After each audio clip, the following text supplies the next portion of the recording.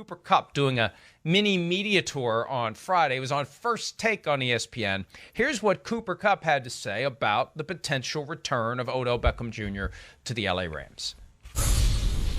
Man, that would just be the coolest thing. What he was for us last year, I guess I can speak on just as a player. Yeah. First, what he was able to do coming into this offense, learning it, and then being able to go and execute the way he did was absolutely incredible. But then just as a person, as a teammate, how he was, in our building, I would absolutely love nothing more than just to be able to have him come back and be a part of what we're building here. And it just hurts. I talk to him, daily.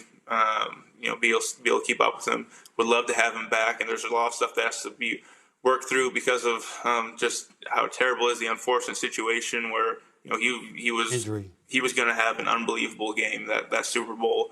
The way that things were trending and just the way that the Bengals were playing us, the game plan that we had in for him to be able to just go off that game, it kills me the way that whole thing worked out. But would absolutely love to have him back. And I know our receiver room, I know the guys across the board would love to have him back in our building.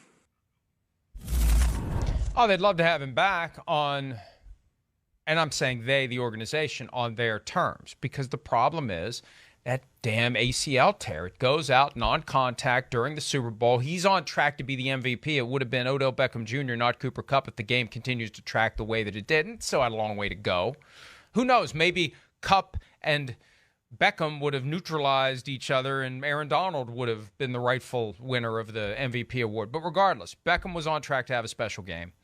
Now, everyone is kind of sitting back and waiting to see if he's going to be healthy and when he's going to be healthy. And it's unfortunate because the guy was on the precipice of a major payday. Yeah. And if that ACL holds up for the rest of that game, he's getting a multi-year big money contract from someone because he finishes the Super Bowl possibly with the MVP trophy. No doubt. I think it's most people out in LA. I've talked to coaches out there, players, and you just listen to what Cooper Kupp says there.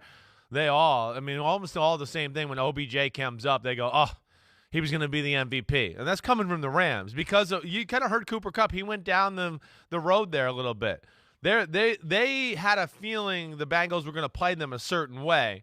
And I think the game was kind of turning out that way, and they were going, oh, they're going to play us this way, which means it's going to be Odell Beckham Jr. in a lot of favorable positions.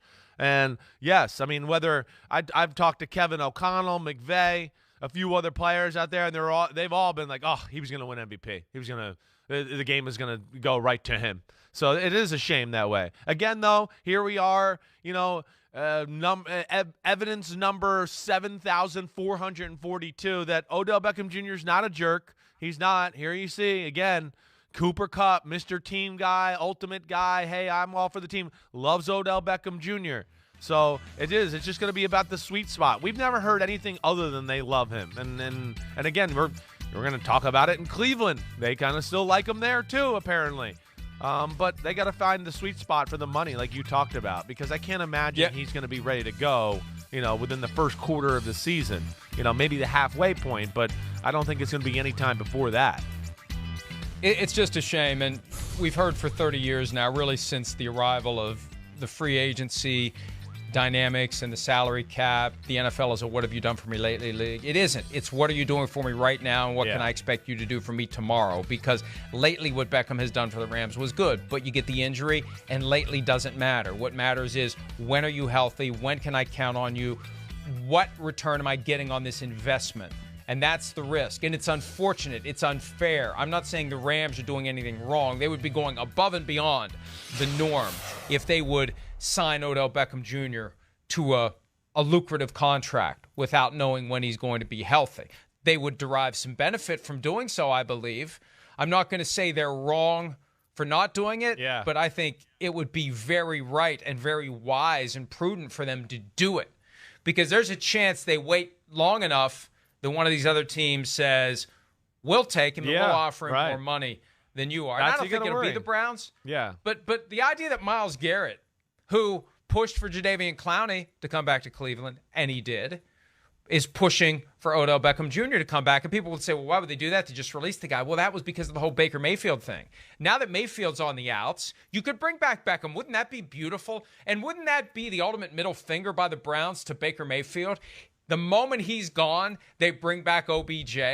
It would be. I mean, it would be amazing. And, not that I advocate, not that I'm saying the Browns should give him the middle finger. No, I'm I just hear saying you. there would be some appeal. Yeah. If the Browns are pissed off at Baker Mayfield, they bring back OBJ and just kind of rub his face in it a little bit. Again, it just shows that the guy is loved in the locker room. He went on a boat trip and he got on the Mara and Eli Manning's bad side, and it's like the world turned against them because of that. That was really, to me, kind of the precipice of like the faction of fans that don't like Odell Beckham Jr. But it's just another inkling. And, yeah, would he help them out? For sure. There's no doubt. But if I'm Odell Beckham Jr., again, I don't envision him going back to the Browns, and especially not right now with Deshaun Watson being in limbo, and that continues to look worse and worse here. But the Rams still look like the perfect spot. It's something like that. And like you said, they risked the part of like, oh wait, you're gonna wait till late August, and I'd be worried about that. Oh, you're getting close to getting healthy and being able to practice and things like that. That's when the Kansas City Chiefs or the Green Bay Packers are gonna call. You better watch out. So yes, the Rams got to find that sweet spot. I really believe in my heart that Odell wants to be there. It's the right place for him too. Again, with them having Cooper Kupp and Allen Robinson and Van Jefferson, to me, the beauty of it is a little bit like he doesn't have to go there and be the star right away. He doesn't have to be dependent on right away. You can work your way back into things, and then, when you start getting going, oh, wait, I'm on the Rams. We're kind of good. Here we go for a playoff run again. And maybe he can replicate what he did in this last playoffs without getting hurt to where that can set him up for the payday. But, man, I still look at the Rams as being the perfect spot for the guy. If I were the Rams, which team I'd be the most concerned about swooping in? 49ers? No. No? Which one? No. What are you thinking? There's another team that has horns on its helmet, not just the Rams. Where's Kevin O'Connell? I hear you. Right? And think about that. And I know they've got some other guys on the roster they like KJ Osborne, and they expect Irv Smith, the tight end, who missed most of last year with a knee injury, to have a big year. But you got Justin Jefferson, who admires Odell Beckham Jr. Right. Adam Thielen. You go Jefferson, Thielen, Beckham as your options for Kirk Cousins. Yeah. And there was a great article last week from Jory Epstein of USA Today talking to Justin Jefferson about how the offense is being revolutionized in Minnesota. Jefferson saying how predictable it was last year, how basic that offense is. O'Connell talking about the urgency of always scouting yourself, trying to stay ahead of the curve, always coming up with new things. That's the team that I would be worried about if I was the Rams. I don't know anything, and I never do. Life is easier that way. But it just makes sense. O'Connell knows the impact. Sure. O'Connell was part of the game planning.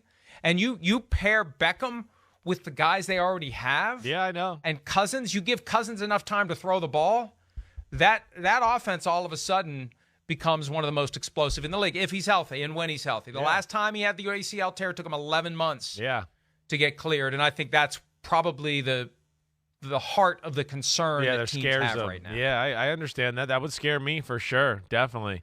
Wide receiver, the guy that's got to jam his leg into the ground and make sharp cuts and be explosive, all that. Minnesota fits the bill as far as like what you talked about. We kind of talk about with the Rams too.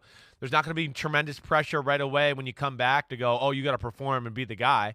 I do. My only thing there I would just go is I feel like OBJ's at a point of his career where, again, he wants to be big market. He's LA. He wants to be a part of the big show. I just don't see Minnesota happening with Kirk Cousins right now. I don't mean to be. I respect Kirk Cousins. I just don't think between Minnesota and Kirk Cousins that he would go there. I think it's got to be a bigger splash than that. It's got to be Rams. It's got to be Mahomes and the Chiefs. It's going to be the Packers. It's going to be a team that he looks at that's going to be a player come January. That's what I would imagine. The other thing, too, is, And, one of the reasons why his teammates love him, he shows love to the teammates. He does. He wants to have the love shown to him. What made the difference? And remember, last year when he was available, the Rams weren't on the radar screen, and it dawned on us finally one morning, the longer that this lingers, what's going to happen? Here come the Rams. The Rams are going to show up, and they eventually did. And what did they do? They put the hard sell on him. They mobilized. Yeah. They acted like they really wanted him. Right. They didn't make some perfunctory offer like the Packers did just to placate Aaron Rodgers, which is felt the clearly love. what that was. That's what he said. He remember? felt the love. Right. That's what he said. Yeah. So if there's another team out there that and again, you could how many big markets are there? He's already been in New York. He's in LA. If you're on any NFL team, a high-profile NFL team, you become the big market. You bring it with you. And again, I'm not pushing for it. I'm not rooting for it. But I'm just saying, Kevin O'Connell's there. Justin Jefferson's there. Number 3 is not available. I checked. Cameron Dantzler has number 3, but he would probably give it up for OBJ. I would just be concerned. If I'm the Rams, if I wait too long, somebody else is going to come in and do the same thing the Rams did in November to attract Odell Beckham. This is where I thought you were going to go. We got a little off. I was going to say this to you, but I really thought you were gonna say Tampa Bay. I thought that when you were about to say it and you were going to go, I was going to go, yeah, go ahead, say it. I thought you were going to say the Tampa Bay Bucks. That'd be the team I'd be scared at because I think that, again, that they set up team-wise. They're going to be good. They're going to be in the playoffs and in the big show when it comes down to it. And then his buddies there and Brady, to where that would be the team I'd be worried about because he'd probably take less or feel comfortable. And again, just like we're talking about a little bit with the Rams, he's not desperately needed right away. I mean, it's not like, oh, we got to have you. The Bucs are going to be good. It sounds like Gronk and everything's going to be back there and everything. So that was the other team I was thinking a little bit that could be a player in this. And remember, when he became available last year, it was Bruce Arians, the former coach of the team, that said, we're not interested in OBJ. We already have AB. Too many initials.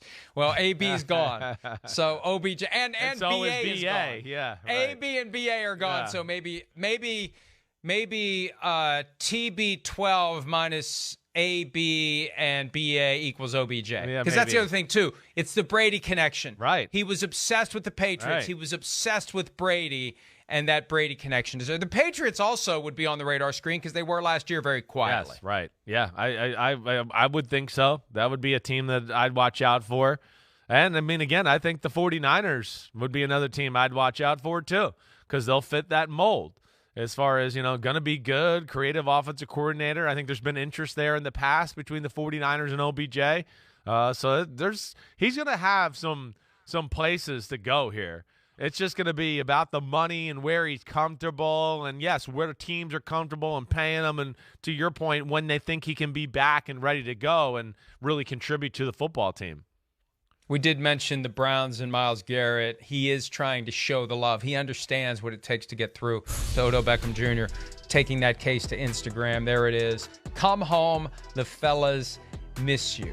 Now, I don't know what the response means. Who you talking to? Slime? I don't know if that's his nickname. Or Slimy? I don't know. He must be sweaty, maybe, something like that. I don't know. Yeah. I don't know. But look, I don't think that Beckham is enamored with the idea of going back to Cleveland, but it would change if Baker Mayfield is officially gone. Once he's officially gone, that topic may come up about the quarterback situation in Cleveland as the show continues to unfold. Hi, I'm Mike Tirico, and thanks for watching. Make sure to hit subscribe for the latest news and highlights from NBC Sports.